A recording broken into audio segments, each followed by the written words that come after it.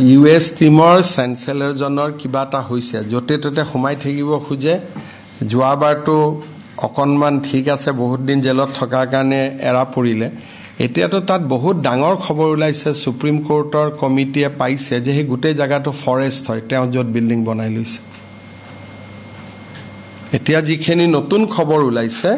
সেই খবৰ মতে সেইখন এখন ৰিজাৰ্ভ ফৰেষ্ট আৰু ৰিজাৰ্ভ ফৰেষ্টত তেওঁ এই গোটেই কনষ্ট্ৰাকশনবোৰ কৰিছিল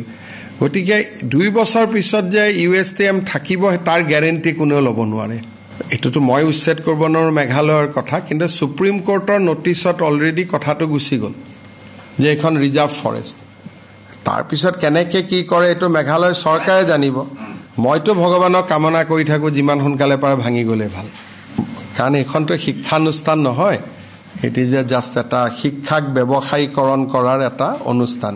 এটা মূৰটো নচলে অসমত থাকিলেতো মই ইমান দিন হিচাপ নিকা শেষ কৰি দিলো হেতেন অসমত নাই যেতিয়া এটা মইতো আৰু ভগৱানক প্ৰাৰ্থনাহে কৰিব পাৰিম যে যিমান সোনকালে হক সমান হৈ যাওক যেনেকৈ হয়